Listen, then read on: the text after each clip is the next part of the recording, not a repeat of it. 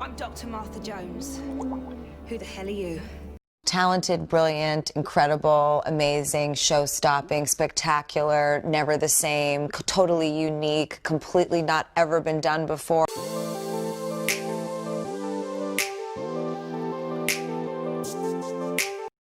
For the most part, the companions of New Who have been very boring. Unlike classic Who, where they were companions of different background and time periods, New Who mainly featured people of modern Britain, the only exception being Nardole. Still, there were many memorable characters, but one in particular is severely underrated and deserved better. From the title, you can already guess who I'm talking about.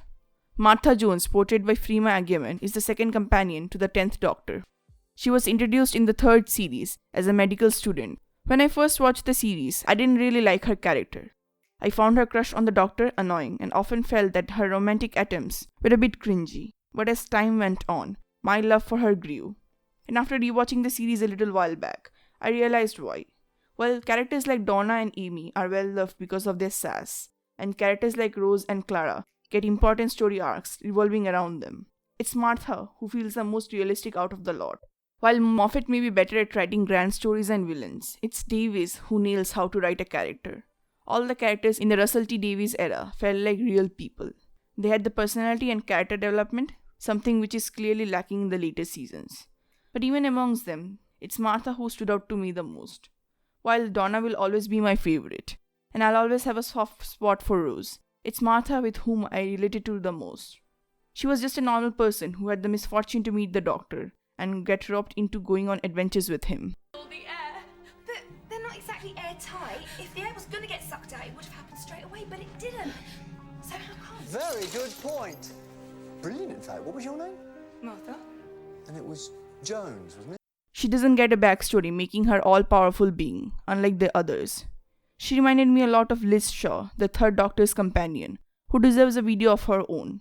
Both individuals with qualifications and merits who can hold their own to the Doctor. Martha Jones is how representation should be done, unlike someone I can talk about. The series has episodes revolving on subtle themes of racism, but that's not her entire characterization. She is much more than her skin color.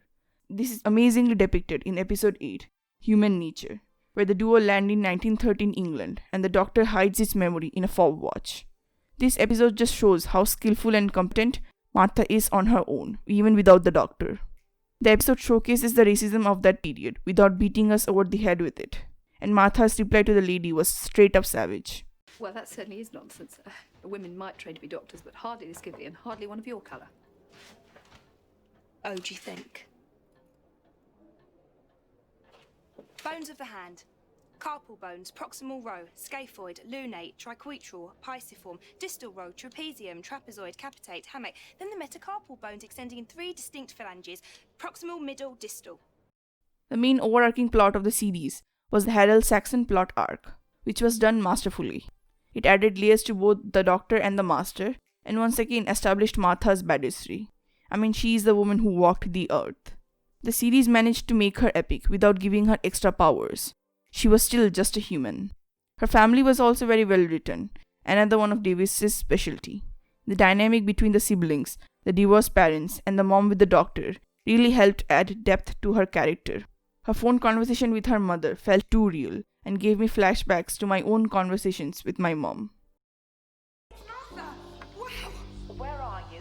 Don't you check your messages? I've been calling you. Actually a bit busy, need to do something for me. No. Listen to me. We have to talk about this Doctor. Mum, please, not now. I need to look something up on the internet. Do it yourself. You've got a computer. Oh, just do it, will you?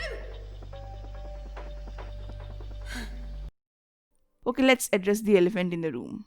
Her pining. One of the biggest problems people have with her character is her crush on the Doctor. And for the longest time, I thought the same. I used to find it really irritating, but growing up, it just made more sense. I mean, it's just a crush. People have that. If an attractive, intelligent man asks you to go on adventures with him, where he saves your life, you would soon too. So I get it. And also I personally think this made her character even better. Throughout the series, we see her grow as a person, learning new things, and gaining self-confidence.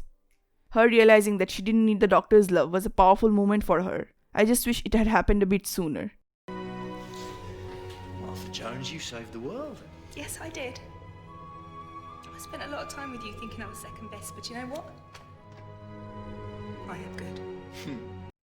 But yeah, growing up, we have all had our crushes who broke our heart. It's just life. We learn from that. And so did Martha, who in the later appearances shows what a badass she has become.